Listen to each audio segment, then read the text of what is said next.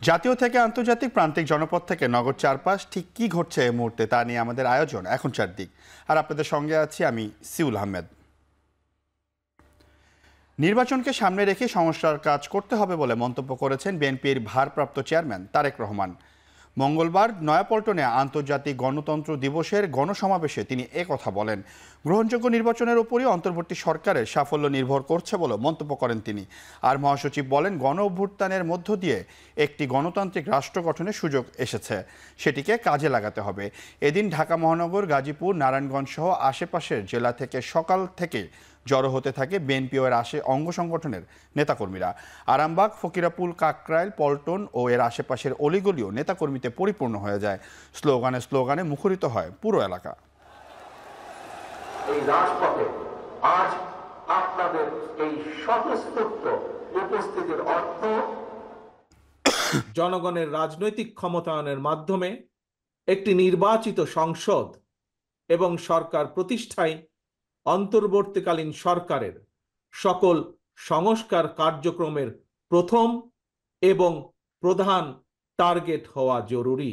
একটি অবাধ, সুষ্ঠু এবং নিরপেক্ষ নির্বাচনের মাধ্যমে প্রতিটি ভোটারের ভোট প্রদানের অধিকার নিশ্চিত করে ভোটারদের কাঙ্ক্ষিত প্রতিনিধি নির্বাচন করার অধিকার প্রতিষ্ঠার মাধ্যমেই জনগণের রাজনৈতিক ক্ষমতায়ন নিশ্চিত করা সম্ভব। এবং সেই লক্ষ্যে বিশেষ করে নির্বাচন কমিশন, জনপ্রশাসনের সংস্কার এবং আইন শৃঙ্খলা বাহিনীকে সক্ষম এবং উপযুক্ত করে তুলতে হবে। তারা সমস্ত যে প্রচেষ্টা আমাদের গণতন্ত্রে ফিরে যাওয়ার, সেই বাংলাদেশকে ফ্যাসিস্ট মুক্ত করবার, সেটাকে নস্যাৎ করবার জন্য তারা এখনো বসে আছে, চক্রান্ত করছে। এই চক্রান্ত থেকে রুখে দাঁড়াতে হবে। গণতন্ত্র দিবসে আজকে আমাদেরকে আবার সেই শপথ গ্রহণ করতে হবে। যেভাবে বুকের রক্ত দিয়ে আমাদের ছেলেরা এই সুযোগ সৃষ্টি করেছে, বুকের রক্ত দিয়ে হলেও আবার আমরা সেই সুযোগকে রক্ষা করবো, বাংলাদেশকে সত্যিকার অর্থে গণতন্ত্রের রাষ্ট্রে পরিণত করবো। জুলাই আগস্ট ছাত্র জনতার আন্দোলনে হত্যাকারীদের বিচারের জন্য আন্তর্জাতিক অপরাধ ট্রাইব্যুনালে এ পর্যন্ত 23টি অভিযোগপত্র দাখিল করা হয়েছে। ঢাকার সহিংসতার ঘটনাকে সবচেয়ে বেশি গুরুত্ব দেওয়া হবে বলে জানান আন্তর্জাতিক অপরাধ ট্রাইব্যুনালের প্রধান প্রসিকিউটর মোহাম্মদ তাজুল ইসলাম। মঙ্গলবার ট্রাইব্যুনালে শিক্ষার্থী সাব্বির হত্যা মামলার অভিযোগ দাখিলের পর মোহাম্মদ তাজুল ইসলাম বলেন, ট্রাইব্যুনালে জুলাই আগস্ট সহিংসতায় আহত নিহতদের তথ্য নিয়মিত জমা হচ্ছে। প্রসিকিউশন টিম আলামত, তথ্য উপাত্ত সংগ্রহ করছে। দায়ীদের দ্রুত বিচার হওয়া জরুরি। এছাড়া তিনি আরও বলেন, এমনভাবে বিচার করতে হবে যাতে কোনো বিতর্ক না হয়। ট্রাইব্যুনাল পুনর্গঠন করতে হবে। পরে নিহত সাব্বিরের বাবা বলেন, একমাত্র সন্তান হত্যার বিচার চান তিনি। বাগেরহাটে একটি কলেজে পড়তো সাব্বির। আন্দোলন করতে ঢাকায় এসেছিলেন তিনি। 19 তারিখ পুলিশের গুলিতে মারা যান সাব্বির।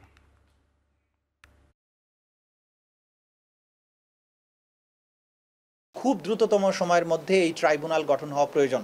ট্রাইব্যুনালের বিচারক নিয়োগ না হলে এই যে যারা আসামি আছে তাদেরকে গ্রেপ্তারের আদেশ আমরা যদি চাই, তাদেরকে গ্রেপ্তার করার জন্য আমাদের কোর্টের আদেশ ছাড়া এটা কঠিন। তাদেরকে জিজ্ঞাসাবাদ করা প্রয়োজন। আমাদের এই তদন্ত সংস্থা জিজ্ঞাসাবাদ করে এই অপরাধের তথ্য উপাত্ত তাদেরকে বের করতে হবে।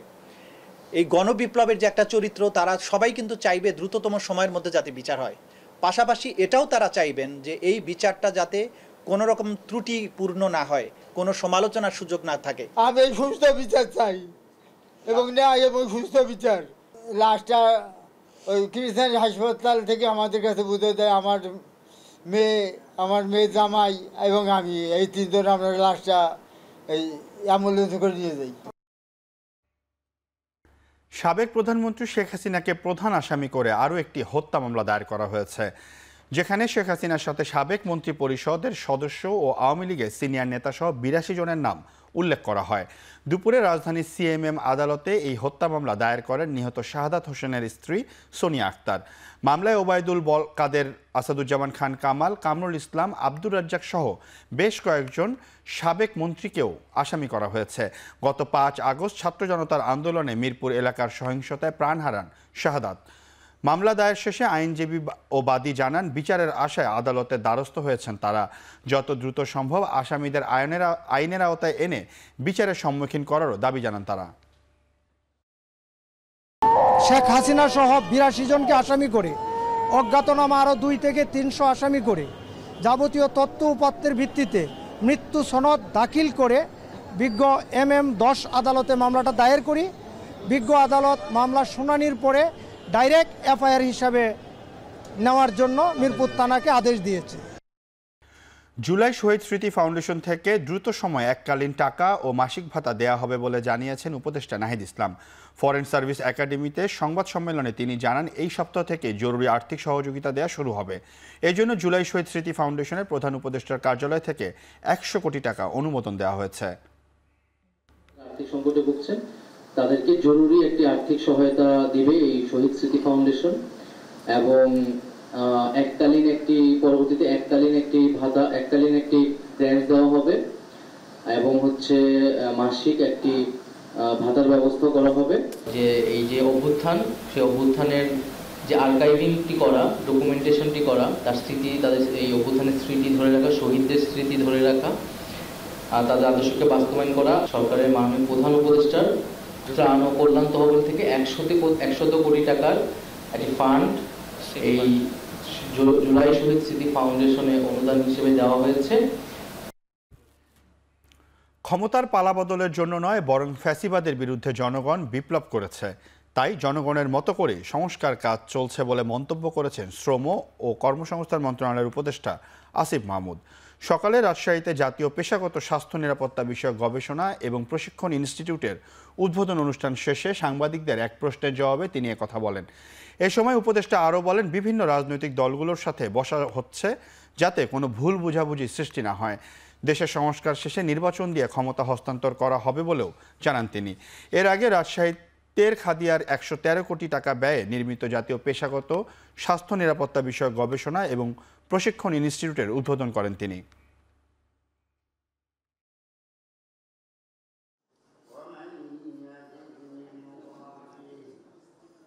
তো এই অভ্যুত্থান হয়েছে স্পষ্টভাবেই ফ্যাসিবাদী ব্যবস্থার বিলোপের মধ্য দিয়ে জন্য। আমরা যদি যেই ব্যবস্থাটা বিদ্যমান আছে এটার সংস্কার না করে দিয়ে যেতে পারি, আমরা মনে করি যে সরকারি ক্ষমতায় আসুক, যে কোনো রাজনৈতিক সরকার, এই অটোক্রেটিক একটা সিস্টেমের মধ্যে সে নিজেও অটোক্রেটিক হয়ে উঠতে বাধ্য হবে। এখন চারদিক থেকে নিচ্ছে একটি বিরতি, ফিরছে একটু পরে।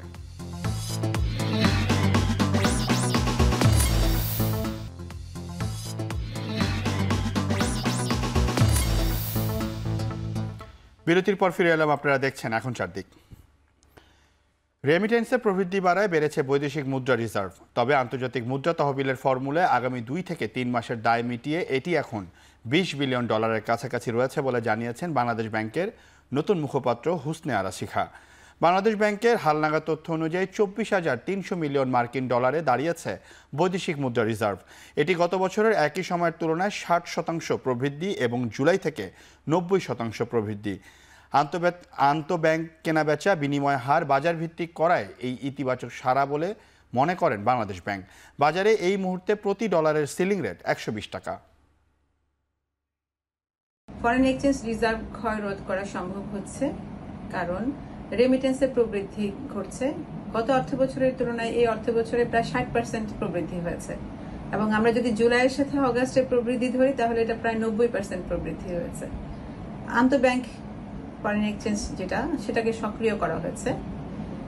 ব্যাংকগুলো চাইলে নিজেরা ডলার কেনা বেচা করতে পারছে, এবং বিনিময় হার বাজার ভিত্তিক করা হয়েছে। ডলারের দাম বর্তমানে 118 থেকে 120, বিসি সেলিং রেট 120-এর বেশি হবে না।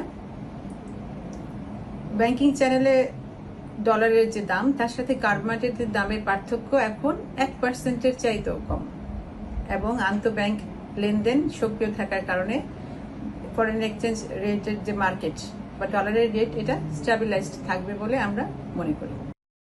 বিগত সরকারের সময় চাহিদা মতো তথ্য উপাত্তের প্রাক্কলন করতে বাধ্য করা হয়েছে বলে দাবি করেছেন 24টি সরকারি দপ্তরের কর্মকর্তারা। শ্বেতপত্র প্রণয়ন কমিটির কাছে তারা এ অভিযোগ করেন। দুপুরে আগারগাঁওয়ে পরিকল্পনা মন্ত্রণালয়ের বৈঠক শেষে একথা জানিয়েছেন কমিটির প্রধান ডক্টর দেবপ্রিয় ভট্টাচার্য। আরও জানান, পরিকল্পনার কাজ শেষ হয়েছে, শ্বেতপত্র লেখার কাজ শিগগিরই শুরু করবে কমিটি। এছাড়া মূল্যস্ফীতি ও জাতীয় আয়ের তথ্য বিশেষভাবে খতিয়ে দেখা হবে বলেও জানান তিনি। আমাদের পরিকল্পনার কাজ শেষ হয়ে গেছে, আমরা এখন লেখার দিকে আগাচ্ছি এবং এর পাশাপাশি বিভিন্ন ধরনের অংশীজনের সাথে আলোচনা করব। আপনারা জেনে খুশি হবেন যে আমাদের আমরা উন্মুক্ত আহ্বান জানিয়েছিলাম জমা দেওয়ার জন্য নাগরিকদের বা সংশ্লিষ্ট ব্যক্তিদের, অত্যন্ত ভালো সাড়া পাওয়া গেছে। আমরা সেগুলোকে এখন নিজেদের ভিতরে পর্যালোচনা করে দেখছি এবং খুব দ্রুতই আমরা ঢাকার বাইরে অন্তত একাধিক স্থানে আমরা টাউন হল মিটিং করব, যাতে ঢাকার বাইরেও যে অংশীজন আছে তাদের মতামত আমরা পেতে পারি। যেই সমস্ত প্রাক্কলনগুলো করা হয় সেই প্রাক্কলনগুলোর বস্তুগত ভিত্তি অত্যন্ত দুর্বল। অনেক সময় যারা প্রাক্কলন তৈরি করেছেন তারা অসহায় বোধ করেছেন, ওই প্রাক্কলন দিতে বাধ্য হয়েছেন। এখন চারদিক থেকে নিচ্ছে আরও একটি বিরতি, ফিরছে একটু পরে।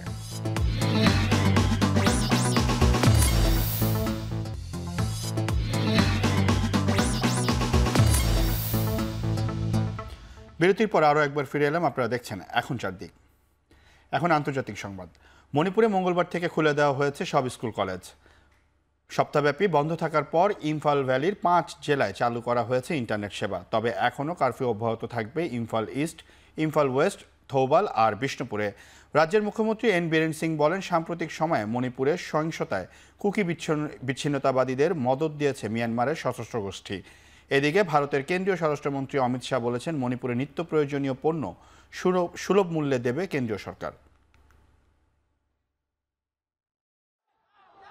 খেলার সংবাদ। ভারতের বিপক্ষে নিজেদেরকে আন্ডারডগ মানছেন বাংলাদেশের কোচ চান্দিকা হাথুরুসিংহে। দলটির বিপক্ষে কখনো জিততে না পারার চাপ দলকে ভালো খেলতে উদ্বুদ্ধ করবে বলেও আশা করেন তিনি। হাতুরু আরও বলেন, বাংলাদেশের পেসাররা আগের চেয়ে উন্নতি করেছে, একই সঙ্গে অভিজ্ঞ স্পিন অ্যাটাকও আছে দলের।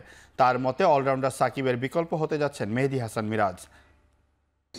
We handled certain situation. We were behind the game in both test matches, and then how we come back, and then the people who contribute different times give us a lot of belief for this series. We got good fast bowlers, we got really experienced spin attack, and then the batting, we actually have a batting depth because of two reasons. One is that two of our spinners are genuine batters who got test hundreds, and then two of the wicket keepers who are our main batters. So our balance of the team this series is really good, and that gives us actually a lot more confidence that we can be competitive in this series. শেষ করছি এখন চারদিক। সবাইকে সাথে থাকার জন্য ধন্যবাদ।